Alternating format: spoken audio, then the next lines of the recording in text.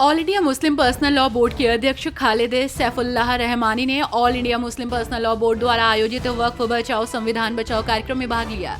AIMPLB के अध्यक्ष खालिद सैफुल्लाह रहमानी ने कहा कि हम सरकार को संदेश देना चाहते हैं कि यह देश पार्टी घोषणा पत्र पर नहीं चलेगा, इसे देश को संविधान के अनुसार चलना चाहिए।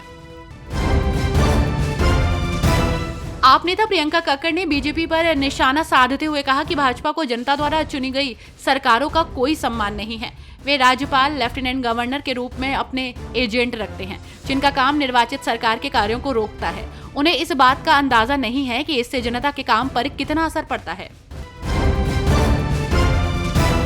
कांग्रेस नेता सुरेंद्र राजपूत ने अमेरिका के उपराष्ट्रपति JD वेंस की भारत यात्रा को लेकर बीजेपी पर निशाना साधा। उन्होंने पूछा कि ये यात्रा महज हॉस्पिटैलिटी के लिए थी या किसी ठोस एजेंडे के लिए।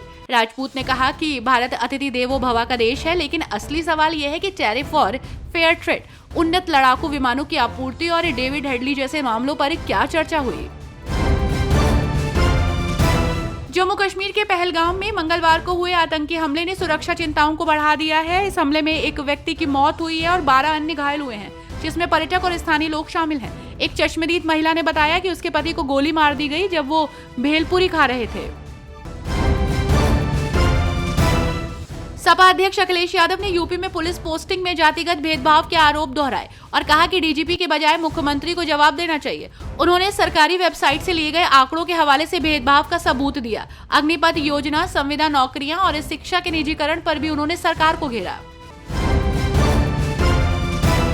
इंदौर में कोरोना के नए मामले सामने आने से चिंता बढ़ गई है। 74 वर्षीय एक महिला की कोरोना से मौत हो गई है, जबकि एक अन्य व्यक्ति गंभीर रूप से बीमार है।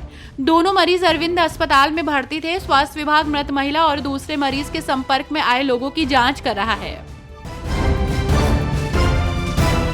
राष्ट्रीय राजधानी दिल्ली में अखिल भारतीय विद्यार्थी परिषद के राष्ट्रीय कार्यालय का उद्घाटन हो रहा है। इस अवसर पर RSS प्रमुख मोहन भागवत ने दीप प्रज्वलित कर उद्घाटन समारोह का शुभारंभ किया।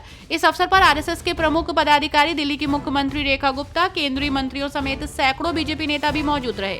उद्घाटन समारोह राष्ट्रीय बाल भवन में किया जा रहा है।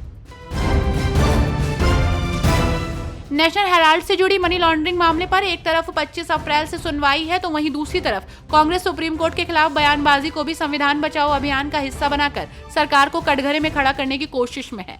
नेशनल हेराल्ड मामले में राहुल सोनिया की सुनवाई के दिन से संविधान बचाओ अभियान के लिए केंद्रीय कांग्रेस ने 5 सूत्रीय एजेंडा तैयार किया है। इसमें राज्यवार सुझाव मांगे गए हैं।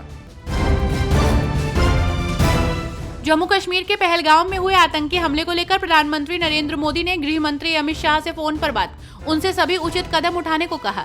भारत सरकार के सूत्रों के मुताबिक प्रधानमंत्री ने गृह मंत्री से घटनास्थल का दौरा करने को भी कहा। ये बातचीत ऐसे समय में हुई जब प्रधानमंत्री सऊदी अरब के राजकीय दौरे पर जद्दा में हैं।